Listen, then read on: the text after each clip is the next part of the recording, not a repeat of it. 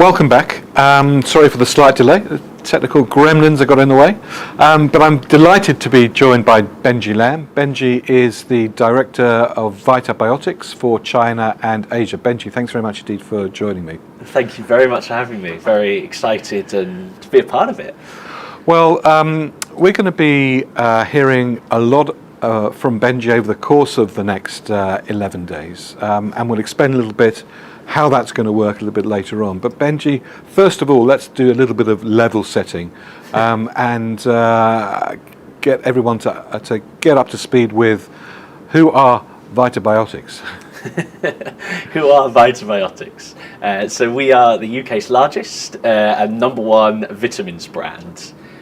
Based in the UK, founded in the UK by Qatar Lalvani, who is our current CEO's father, Tej Lalvani.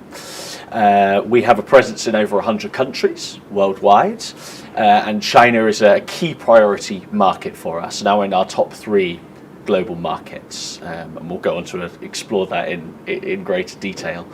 And we're very excited to be a part of the event, to be participating and sharing a practical experience from a brand perspective.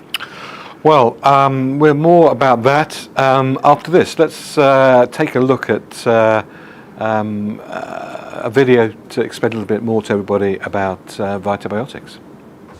Vitabiotics started nearly 50 years ago. It was founded by my father, who's a scientist, and he came up with the multivitamin formulations back then, which was quite pioneering and groundbreaking. Essentially, my father went from pharmacy to pharmacy to try and talk to them to put the product in, and eventually people began to understand it. There's a lot of word of mouth and people saw the effectiveness, and really that's what drives me, my father, as a family, in terms of trying to help people improve their lives through natural, effective solutions, but are scientific at the same time. We've got a large range now for Vitabiotics and an international footprint, and today we're in about over 100 countries worldwide. I've been with the company for just coming up to 30 years now. One of the amazing things about Vitabiotics is that we've always been led by an amazing scientific team. The standards of manufacture in the UK are extremely high. There are a lot of requirements that need to be met, but in fact at Vitabiotics we go one stage higher and we apply full pharmaceutical standards. So that means our products are food supplements, but they're produced to the full pharmaceutical requirements. As a result of that, we're the only company in Britain to receive the Queen's Award for Innovation. So I think Chinese consumers can feel very reassured about the standards coming from the UK. China's really differentiated itself as a market. In 2015, we launched on Tmall Global with Alibaba with our mother and baby store, initially spearheading with Pregnacare, Well Kid and Well Baby. We were seeing 30 to 40% year-on-year growth. It's in our top 3 global export markets now. It's just a huge, huge opportunity for us. This year we decided to introduce a new second store on Tmall Global, which I think is really important strategically for us. We've got men's, women's, general health, sports, and I think the young Chinese customer needs to understand that we have a huge portfolio of products in these areas, which in fact a lot of them are brand leaders in the UK. We utilize the whole of the Alibaba ecosystem in a number of ways. We have Taobao live streaming, which is connecting directly to our 2 flagship stores. We also work with Alipay in terms of international transactions from revenue generated from our official stores. And we work with Tainao, Tainao being Alibaba's logistical infrastructure for housing and storing product in bonded warehouses. It's the end-to-end solution that makes a big difference for us. We definitely have ambitious targets to supercharge our growth. We made a big step in terms of building our Chengdu team that could plug into Alibaba and the different category stores to support them through creatives, through off-site marketing messages, and through brand expertise.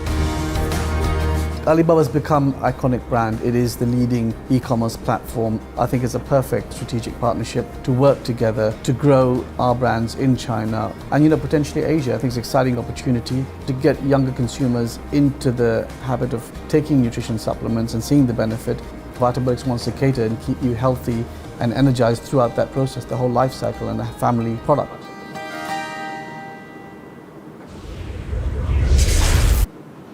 Well, I think that all gives us a really good flavour of what Vitabiotics is all about. I see you're wearing the same jacket as you did in the video. Was that coincidence or was that planned? Planned.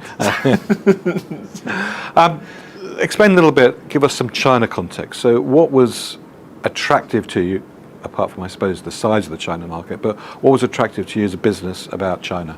Great question. I mean, we had very strong positioning in the UK market. We had a lot of leading brands that were on exciting trajectories globally. So, you know, we were looking at Pregnacare, looking at Perfectil, looking at the Well Man, Well Woman, general multivitamin ranges.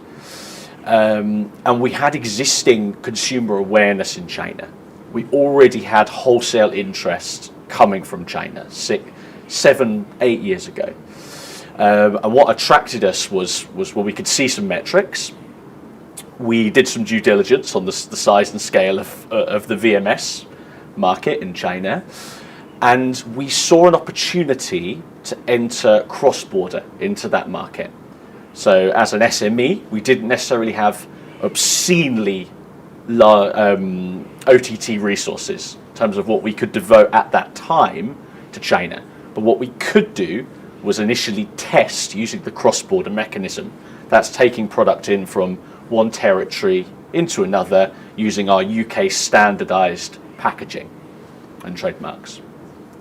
So after identifying that, we looked at the e-commerce systems, and we looked at Tmall and Alibaba as a point of entry for us that would be a place to build premium brand equity and support our wholesale infrastructure, whether that be the existing wholesale infrastructure or build new wholesale infrastructures. So that's what really excited us on a practical level, is we, as an SME, we could see that it was viable. We had data, we had metrics, and we had the right partners that were shouting at us going, Vitabiotics, this is viable for you. Now, I think one of the things of the amazing large-scale numbers, you know, we've heard about this morning, I'm sure we're going to hear a lot more about it over the course of the next few days, is that when it comes to an individual business, those large-scale numbers are sort of meaningless in a sense, because that large-scale number in terms of GMV over the period are made up of lots of small businesses, medium-sized businesses and large businesses doing what they do best in order to drive sales revenue, brand awareness over the period.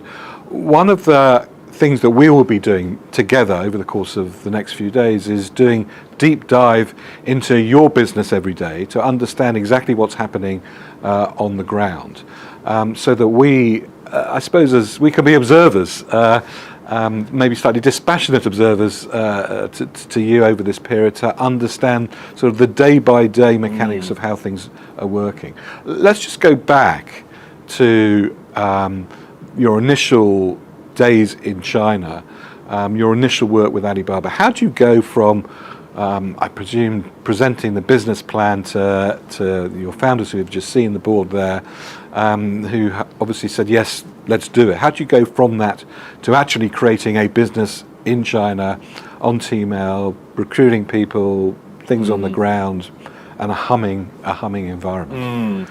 Yeah, of course, you've got your sign off, you've got your tick. And then you we approach Tmall's category managers and their onboarding team. And there we would start to put together an entry strategy. So for us, as I alluded to, it was Pregnacare, having a 90% plus market share in the UK, strong international footprint.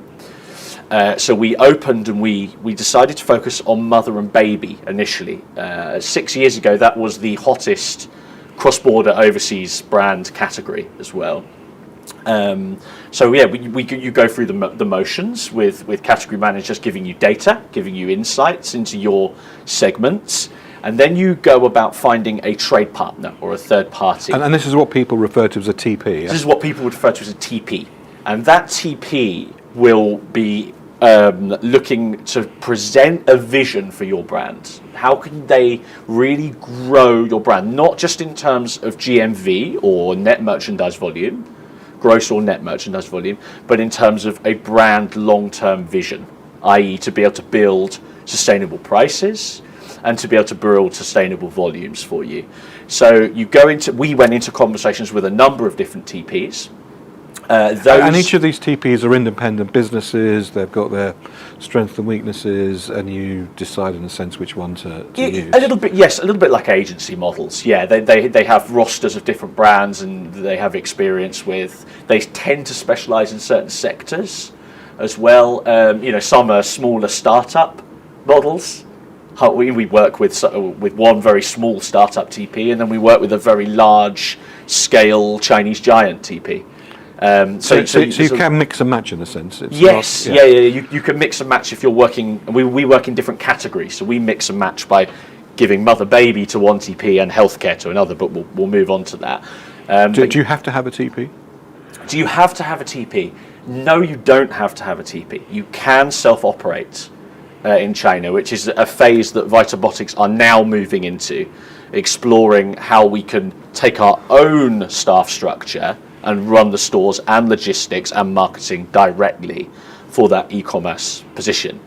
But when you're entering the market, absolutely most brands will take a TP because they need the market expertise. They need a well-versed team, because the TP will cover customer service, they'll cover logistics, they'll cover in-site, off-site marketing, and then you might also take a specialized marketing agency as well. So that's the basic structure that we took, and then we took very few products in. We just took pregnant care, well kid, well baby, and osteocare. And was that a good thing to do, to limit the initial SKUs as opposed to go in with all of the SKUs that you potentially have on your platform? Yeah, we've got probably about 400 SKUs in our portfolio, so I think limiting was really important in terms of you're trying to focus on a particular brand equity or a particular sub-brand equity. And it's such a crowded market that you've got to carve an initial springboard for your long-term growth.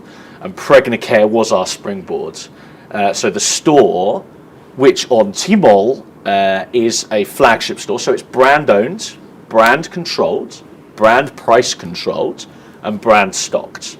So if the Chinese consumer buys from that store, they know that it's the same stock they're getting in Tesco's, Boots, Sainsbury's, whatever. So these kind of guarantees are really important. So we took brand equity very seriously from day one. We took holding our retail price as a premium overseas brand seriously from day one, and that was the structure. So you've got to find the TPs that are aligned. I mean, that was our experience of, well, we want to do this for decades, guys. So we're not just interested in short-term GMV. And again, is that an important mindset to put yourself in? Because you could be forgiven for thinking, look, 1.3, 1.6 billion consumers in China. All you need to do is just put your products on Tmall and the world will come, or at least the Chinese world, will come to your doorstep. And it doesn't quite work that way, does it? It doesn't. And I think Chinese domestic brands are better than ever. And they deeply understand the local ecosystem. So you need to have a partner that deeply understands the local ecosystem, that I would also say is deeply passionate about overseas product as well.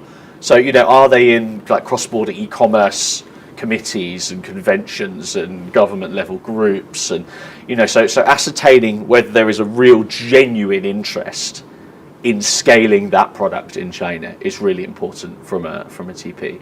Well, we're almost out of time for this particular session, but Benji, you'll be coming back pretty much every day to give us some insights on what's happening with Vitabiotics in China. But for our first insight, we've had the pre-sales period, the selling clock has started. Are you smiling? Are you? Yeah, we're happy. We're about 40% up year on year. But the first kind of pre-sale is concluded. So we've got the figures coming in. We're converting them into sales now, looking about 40% up. The team are very motivated. It's still day one. But yeah, we're going to be touching base, as you say, every day with our Chinese domestic team and with myself, just to really look at this practically. How can a medium-sized enterprise engage with this festival as one of 350,000 brands in this echo chamber? It's humbling, but also it matters. It's going to be simultaneously a small, but also you're a rich part of that huge, vast figure. So we're really excited just to give this little slice on our perspective. Well, Benji Lam, the Director for Vitabiotics for China and Asia, thank you very much indeed. Don't go too far away because we'll be back with you this afternoon for something different, amazingly special. Don't forget to watch it. Lovely. Benji, thanks a lot. Thank you so much, David. Appreciate it.